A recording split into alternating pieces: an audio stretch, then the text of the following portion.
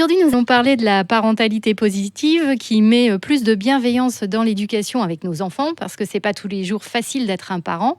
Donc, on va voir comment développer plus d'écoute et de coopération, que ce soit avec les enfants ou les adolescents, et s'autoriser aussi à accepter de mieux gérer nos angoisses à propos de l'éducation et de dire aussi que des fois, on a le droit d'être fatigué. On va aborder ça avec Fabienne Churet. Bonjour Fabienne. Bonjour. Vous êtes coach formé à la communication non violente et à l'approche empathique de la relation conçue par Isabelle Fioza. Et vous animez donc des ateliers pour les parents où vous proposez des alternatives face aux crises relationnelles que nous vivons trop souvent d'ailleurs avec nos enfants. Vous êtes un peu, en résumé, la super nanny de la parentalité bienveillante ? Oui, tout à fait. Oui, c'est ce que j'anime, ce que j'essaie de tenter de faire, la direction que j'essaie de donner à l'éducation et à la relation qu'on peut avoir avec nos enfants. Super nanny de la parentalité bienveillante, je ne sais pas. Ce que je mesure aujourd'hui, c'est qu'en effet, le regard que je porte maintenant sur les enfants a complètement changé la façon d'interagir avec eux. Ça, c'est sûr. Et alors, quel premier conseil vous donnez aux parents qui sont au bord de la crise de nerfs avec leurs enfants ? Alors, les crises de nerfs, c'est les parents déjà, c'est très difficile d'être parent. On n'a pas été préparé à être parent. On nous prépare beaucoup à la grossesse, à l'accouchement, mais pas du tout au fait que ça va complètement quand même changer la vie des parents. Les parents, on est parents 7 jours sur 7, 24 heures sur 24. Donc c'est sûr que l'idéal, c'est de pouvoir aussi prendre du temps pour soi.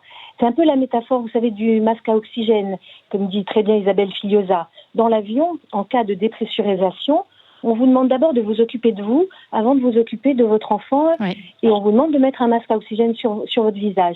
C'est un peu la même chose, la parentalité. Si le parent, pour avoir de la présence, de l'écoute, de la patience surtout, il a besoin aussi de pouvoir se ressourcer. Et donc l'idéal, c'est ça, c'est de pouvoir avoir un temps pour soi, passer le relais si on peut.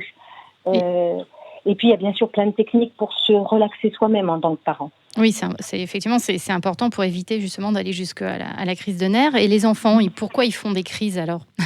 Alors, les enfants, maintenant, grâce aux nouvelles découvertes des neurosciences, on a fait beaucoup de progrès sur le développement de l'enfant. Et tout ce qu'on appelle crise, qu'on appelait avant beaucoup caprice, on se rend compte que c'est pas une intention de leur part, une intention de vous embêter. C'est vraiment lié au manque de maturation du cerveau. Le cerveau de l'enfant ne commence à avoir une première phase de maturation que vers 6-7 ans, et seulement vers 25 ans, on parle d'une maturation totale. Donc le petit, quand il fait une crise, c'est une tempête émotionnelle en fait. Il exprime totalement quelque chose qui ne lui convient pas. Il exprime un besoin, quelque chose qu'il a besoin de satisfaire. Et c'est pas toujours facile pour les parents de décoder, surtout quand ils sont tout petits, ce qui se passe derrière ce comportement qui nous dépasse un peu. Oui, justement, comment on fait pour élever nos enfants sans leur crier dessus, en bannissant les menaces ou le chantage, puisque c'est pas la meilleure solution. Qu'est-ce qu'on fait quand on est désemparé ? Alors, déjà, les enfants, faut quand même comprendre ils nous imitent beaucoup, ils modélisent.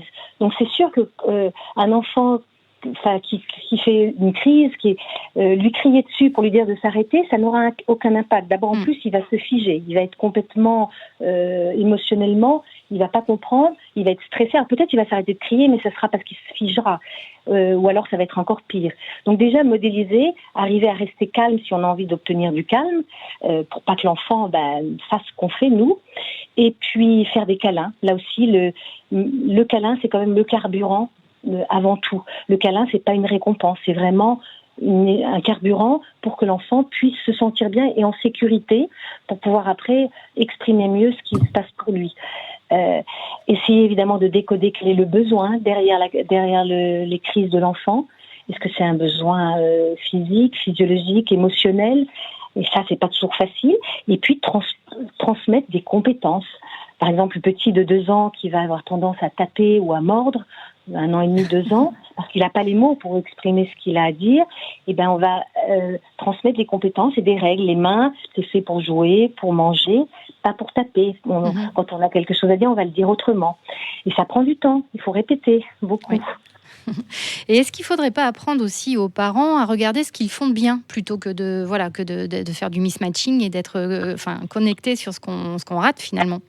Oui, bien sûr, les parents réalisent pas que tout ce qu'ils arrivent à faire de positif, et là aussi plutôt que parler de bien, moi je dirais plutôt il n'y a pas bien ou mal. Parce que si on associe bien, on pense qu'il y a des choses mal.